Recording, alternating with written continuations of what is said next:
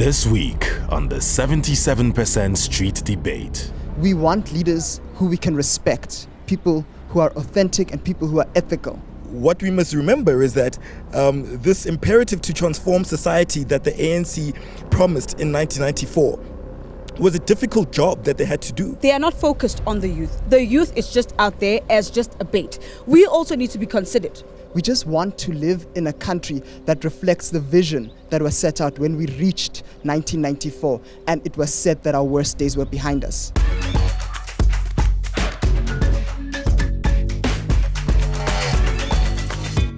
Hello and welcome back to the 77% Street Debate. My name is Edith Kimani and this week we are back in the gorgeous city of Johannesburg in South Africa. Now this country goes to the polls at the end of May for the 5th time ever in the country's democratic history. And with over 350 registered political parties, the people surely have a long list to choose from. But today we are asking, do those political parties represent the issues of the youth? Who better to answer this question for me than some fellow South Africans? And I want to start with someone who's just 19 to just give me a picture of what South Africa is at the moment, the issues, the pertinent issues for the youth right now. What are they, Otsile? South Africa is a country that is on fire. People in our country right now are suffering because of high rates of unemployment, gender-based violence. Criminality and crime is at a rate that is unprecedented in democratic South Africa. For young people, people who are going to have to build our lives in the next 5, 10, 15 years right now, someone my age, 19. For us, it's pertinent that we begin addressing these issues because they're the ones that are going to impact the type of lifestyle my family will have when I begin having a family. So South Africa just celebrated 30 years of democracy. Do you feel like those promises that were made in 94 have all sort of gone down the drain? Some have materialized, but the ones that were most important to people, like equity, justice, economic justice, those have not been materialized in our society. We have people right now, South Africa is at the most unequal that it's been in its democratic history. Right now, you go just a few kilometers away from here to Alexandra or Sandton, you see the disparity there. One end has high rises, has manicured lawns. People there don't worry about what they're going to eat tomorrow morning. On the other end, you have people who are trying to decide whether or not they'll be able to pay their rent or pay for transport to get to work, or whether they'll be able to feed themselves and their children. Yeah, and it's against this backdrop that you're going to the polls, as I mentioned, for the 5th time. So Wellington, you represent the Youth League of the ANC, the party that's been at the helm for the last 30 years. When you hear somebody like Otsile speaking like this, do you think your party has done enough in those years? Our party has done what it could all this time. And everything doesn't seem as what it is because all those manicured lawns and all those big buildings he speaks about within Sandton and Alexandra, the contrast between the two. And not to say that those buildings are filled with white people and all that. The people that are from Alexandra do get work from there. There is some sort of remuneration they get to feed their families there. But what you can say is that it might be slow as how our ruling party has been doing things, but then it's not to say there's nothing being done. I'll come back to you on what exactly you've been doing, but somebody who might have a different view is Feza, one of the new parties, in fact, brand new, Rise Mzansi. You've had quite a big impact in this election, managing to fundraise quite a bit. Do you believe what Wellington is saying there? We are one of the most unequal countries in the world. The people who are most affected are youth, are women, and are black. And it's years of maladministration and corruption within the political parties. And it's the reason why Rise Mzansi have started. It started by a group of South Africans who haven't found a political home that truly represents our interests and aspirations of this country. Okay, so let me speak to Mweketse here for a second, because you're working with an organization that's sort of looking at things from a bird's eye view. Which side is more representative of where South Africans fall? Do they feel like they're being listened to, or do they feel, as Feza is saying here, homeless? I think for me, in terms of young people, oftentimes, we're very quick to say young people are apathetic, don't get involved in all those things. And for me, engaging with the young people that I do through, the voter education, workshops that we have and civic education workshops that we do, young people are active. Young people care about this country, right? But I think for me, what I think I would love the political parties to consider is actually do not politicize public participation processes, right? Yes, it's important to engage in national issues and in provincial issues, but at the end of the day, when we leave here, all of us, we sleep in a ward. And what that means is that young people need to get involved in local participation processes at a local level. It honestly, starts either from attending your street committee meetings. Young people, care more about bread and butter issues, right? Can I feed my family? Do I have a decent school to go to? After I finish with employment with university or high school, do I have a job that is guaranteed for me, right? Okay, Yeah. let me ask the people who are at the back, because in 2019, we were here and we asked this question in Cape Town. How many of you voted in the last election? Just raise your hands. Just one person. How many of you did not vote? Wow.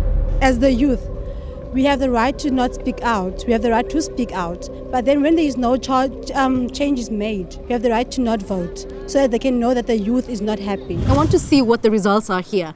How many of you intend to vote? By show of hands, let's see. All right, I want to speak to the people who will not be voting. You didn't raise your hand. Can you tell me why? I won't be able to vote because South African political parties don't fulfill our promises and they are not taking our matters serious. And we are struggling as black youth. So, Lesedi, you are, I would say, a champion of ANC, a very big supporter. And when you hear a young fellow like this saying, the ANC, the people who are in power, they're not really working for us, what would possess you, one might ask, to continue voting for the ANC? So for me, I look at what the ANC have done. I look at their track record in terms of how have they been able to transform society from a space where there was zero participation of black people in the key sectors of the economy to now this expanded participation. There's more black people, there's a rising middle class amongst black people, there's more black people that are getting educated. And so what we must remember is that this imperative to transform society that the ANC promised in 1994 was a difficult job that they had to do. Right? It isn't a simple job to transform society, right?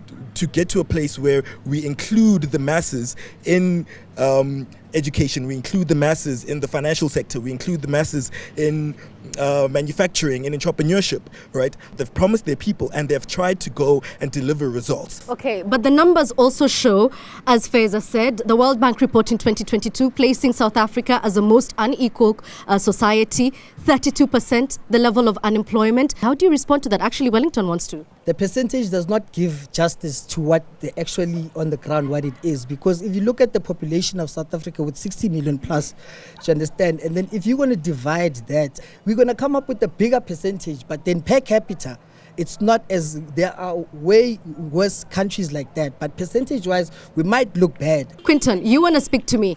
Now, you call yourself a political animal. Are the figures not representative of what's happening on the ground, or are the politicians just doing what politicians do? Well, the figures are indeed representative, but then we must also be fair to the ANC, because I feel like what's happening is that we are comparing the ANC with developed countries. We should be fair and compare the ANC with its peers. Its peers are ZANU-PF, its peers are Frelimo. So those are liberation movements. So we must then say that what did those liberation movements achieve in 30 years, and what has the ANC achieved in 30 years? And then from there we can have an analysis of saying that is the ANC really doing a good job or a bad job? I want to hear from some people from the EFF. Are you in agreement with what is being said there? Absolutely not, because these people are speaking on behalf of our grandfathers and grandmothers who maybe they can talk with regards to being the ANC, being help them through the years. As the youth, the ANC hasn't done anything for us. They just told us to go to school, get an education. You do as you were told. You go to school and you get an education, just to sit at home and do nothing about it. Hence, it will fall to crime and being a drug user. Okay, let me hear from Renly. Yes. Look at the youth right now. You get a 15-year-old who can stab, who can kill, who can do. What does the ANC do for that child or whatsoever the case may be? Absolutely nothing. They are not focused on the youth. The youth is just out there as just a bait that we are focusing on the youth. So we can't also, the ANC also focuses on, does not even empower the youth to be fellow or to be the next upcoming president. We also need to be considered. As I also want to run the country or whatsoever the case may be, I also want to share my views as to what do I want to do and so forth and so forth. So EFF gives us that. Let me ask Wellington that question. Why aren't we seeing more young people like you being the front faces of the party? They are, And just to add on the gentleman here I like the fact that you always bring up participation. One thing you must understand that ANC is not an absolute ruling party. We might be the majority, but then we are sharing this cake. Do you understand? So if EFF has got a certain percentage, that's why they are feeling even now going to the polls, they are confident because they have a large amount of following, which is they should also be held accountable, because with that following they are governing a lot of places, they are governing wards, they are governing provinces, they are governing municipalities. So let me ask Lerato for a second here. The allegation has been made that youth is just the word, but there are no actions and policies to follow this up. Is this what you're seeing? Yeah, that's exactly what I'm saying. There's a lot of external factors that affect how policies are going to be enacted. And what I feel is that a lot of youth is not even informed of these external factors. For instance, when the ANC got in power, they had the RDP saying that they're going to be a welfare state. But 2 years later, they changed to gear, which was more market-oriented, which shows that there are factors that affect the decisions that they make. So my issue with the political parties is that they are not honest with the facts, and the public, which are the people that are going to vote, don't even know the facts. Is that true, that the people don't know the facts? And on that, right, that is why it is important, even if you're that, young person in the back who's registered to vote but still undecided, it is important to show up to vote.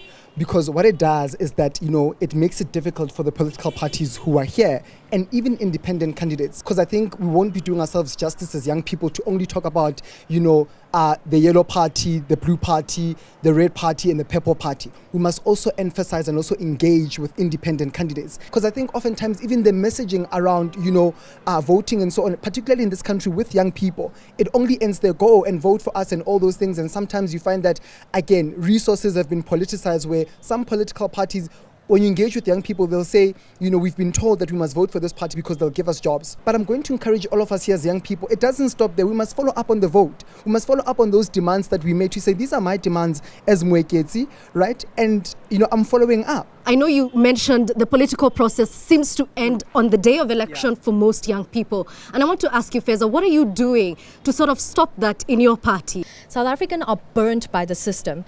And it's not just political parties' affiliation and debates and fights within the political parties. It's you going to the police station and you get re-traumatized by that process. And you start losing faith in the system. South Africans need to take ownership of their country. We're no longer the children of Africa, we're the parents of Africa, and we're given the responsibility to build this Africa we want. And so at Rise Mzansi, what we're saying is that we need to start getting involved in building our communities ahead of the election, post-election, because no one is going to come and save us, and no one political party is the answer. No one person have all the answers, but all of us coming together is closer to the answer we want. So Otsile, let's come back to the issues again for young people. What are some of the things for you that are so critical? Load shedding needs to be resolved. Unemployment needs to be resolved. These are key issues that are holding South Africa back and that are holding young people back. We hear all of this talk about third forces.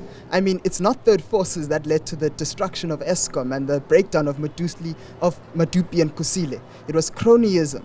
It was favoring of people that are in the same circles as the people in power. We're sick and tired of that. We're sick and tired of the fact that for you to get a job in this country, you need to know someone that's already in that position. That exists both in the private and the public sector. And there's no accountability there because, well, why would a police officer who's receiving a docket fulfill the law if they know that the people, the higher ups that are responsible for keeping them in check, themselves are taking bribes? The hammer has to land from the top. But when the top is compromised, what is there left? Okay. And so for us, there's an overwhelming sense of frustration because it's our lives being played with here. I have to start a family soon. I'm finishing my degree. You're just 19, bro. Relax. Relax. Yeah, but these are the things that are impacting my generation because I still have to start planning now. 5 years ago, where we were, you had a different future for South Africa. Our projections were different. It was predicted that our economy would grow at 2% in 2021. We didn't even meet that goal. Yeah.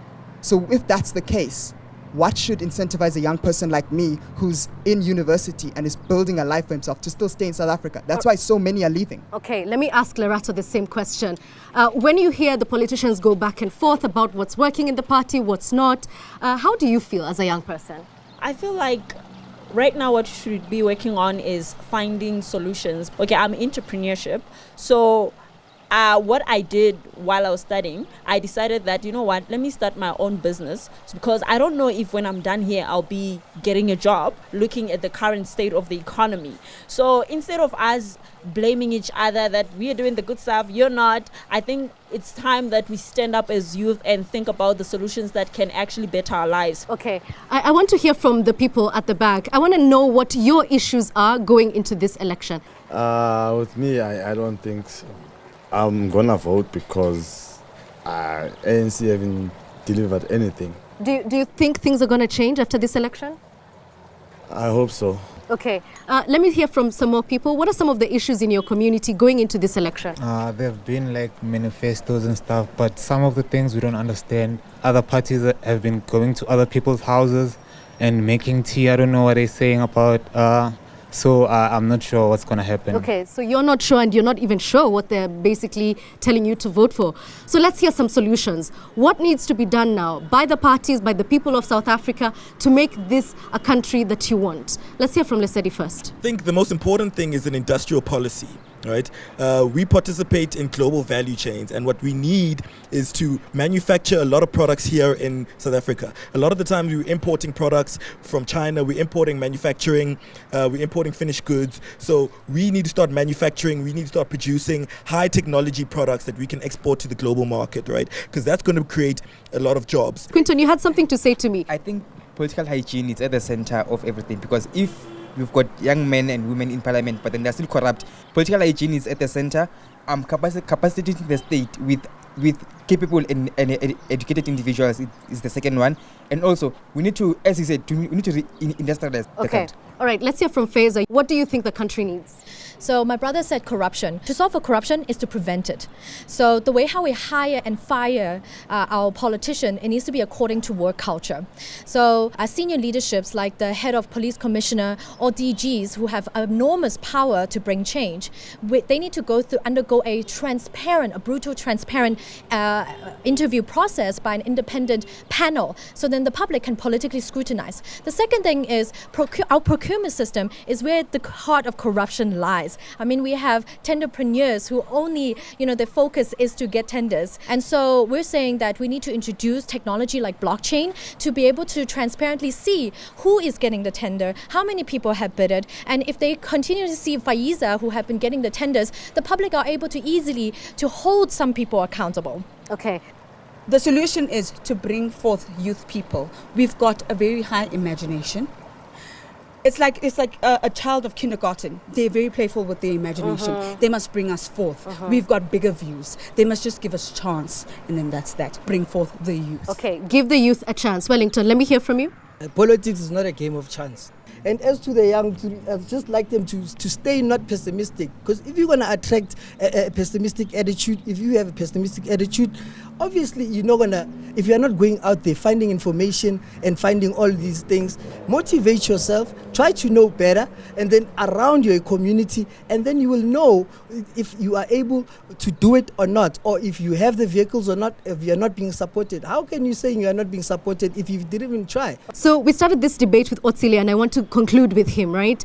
Because I did ask if you feel that the party is a representative of your issues, and now we want to know, looking forward, what do you think your people, when you're in party, when you're in politics, what are the things that you want to see? We want to see better accountability. We have a state capture report that names people that are still in government. Nothing's been actioned on it. People of South Africa, young people, we're tired of there being no accountability in our state. We want leaders who we can respect, people who are authentic and people who are ethical. Because ultimately, we're not asking for a lot. We just want a functional country. We just want to live harmoniously. We just want to live in a country that reflects the vision that was set out when we reached 1994, and it was said that our worst days were behind us. Like I said, they ran out of vision for this country. We can feel that the nation's on autopilot. And the people running in the opposition, the people running just generally in this election, none of them inspire us to feel that South Africa is going to be better. Remember, in 1994, people voted for a different vision of this country. Young people then had a tremendous sense of hope. He says to us, don't be pessimistic. But we're only pessimistic because we've been paying attention for the last 30 years. Well, That's a beautiful place, as grim as it sounds. It is a great place to wrap this debate. Thank you all for watching. I did like what you said. It matters not which cat gets into government, so long as that cat can catch the mice. Thank you for watching.